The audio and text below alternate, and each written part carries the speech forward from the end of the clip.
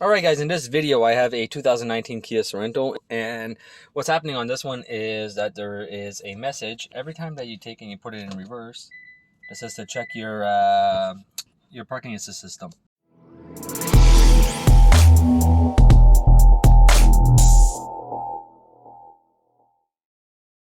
So what we're gonna do is that we're gonna scan the vehicle for codes, and after the vehicle is scanned for codes, we're gonna take and look at some live data, and we're going to see if we can find out what is going on just by using the data.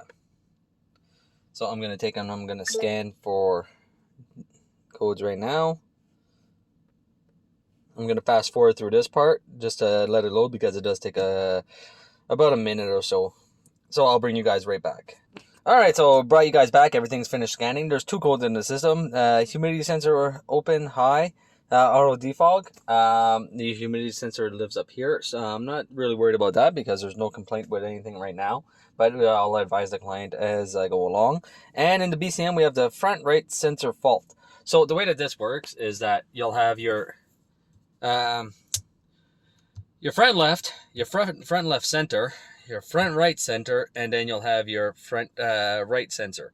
So this one's saying that the one right here is faulty. So that could either be wiring or that could be the sensor. So what we're going to do, we're going to take a wiring diagram. We're going to see which ones are our power and grounds. We're going to get to the sensor, check our power and grounds, and then we're going to check the signal going into the sensor. But before all that, let's go and... Oh, I didn't want to log out. Let's go and check the data. We'll go to the BCM. And we only need BCM. Where is my BCM? When you have so many modules. Here's my BCM. I don't need the engine. And what we're going to be looking for is the front impact sensors. Front ultrasonic sensors, sorry. So they should be clustered together. Okay, so we have rear left, rear center right, rear right, front left, and we had front center, front. We'll go with this one and this one. All right, so now what I'm going to do, I'm just going to take and I'm going to switch it into reverse, and we're going to see what happens. So if you see right here, the front center right actually says that there is a fault and warning that it's not working, and so it deactivates the whole system. So what we're going to do at this point is take and verify our powers and grounds, and then we'll check our communication lines and we'll see how everything's working. So I'll bring you guys back once I got everything set up.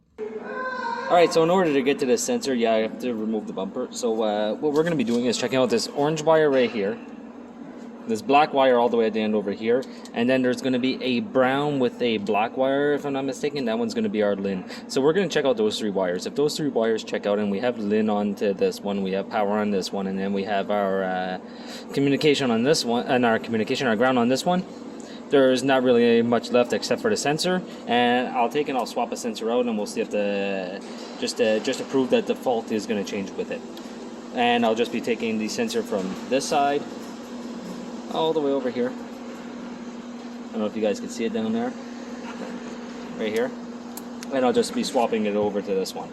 Alright, so we're going to get started. I'm going to set you guys up on the scope, and I'm going to show you guys the powers, the ground, and the link communication. Now your link communication should be roughly about 0 to 12 volts, but there's always a plus or minus, I think, half a volt into the link communication. So let's go and we'll check this out. Alright, so the first one we're going to check is obviously going to be the power, and then we'll check the ground, and then we'll move on from there. Alright, so now I'm going to plug onto the power.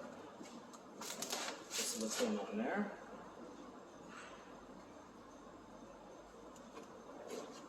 And as you can see, we have battery voltage all the way up here. And I'll give you guys some cursors, tell you guys about how much that is. That's about 12.2 volts. So now what I'm going to do, I'm just going to switch my leads around. My power is going to go on to my power side, and my ground is going to come down onto the ground, onto the connector, and we're going to see if I have 12 volts that comes up onto that.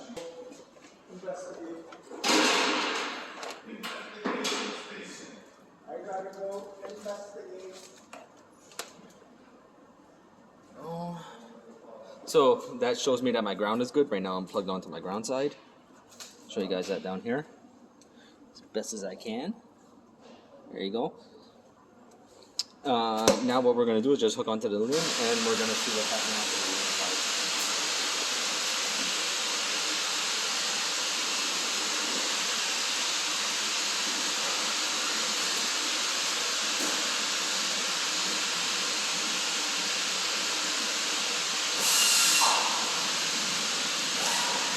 And our limb communication is there, and I'll give you guys the voltage on that.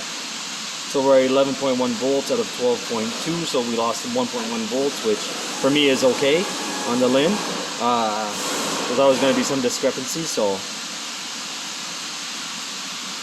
And that looks like a good limb signal to me. So what I'm going to do real quick is that I'm just going to take and unplug the sensor.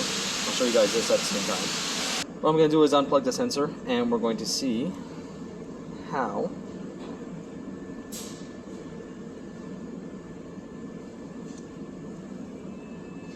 this looks with the sensor changed. So I have one sensor right here, the good one. Now I'm going to take out the bad sensor, and then we're going to just swap one.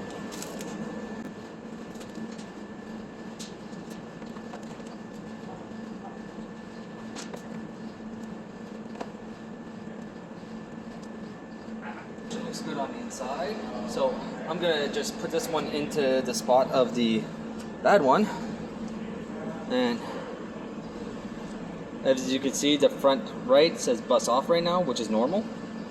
So now I'm just going to switch this one into it. I'm going to put this into here, like that. And we're going to take the bad one, and we're going to put the bad one. And I'm going to go cycle my keys real quick. And we're going to see what happens. So I'm just going to cycle the key, and we'll go from there.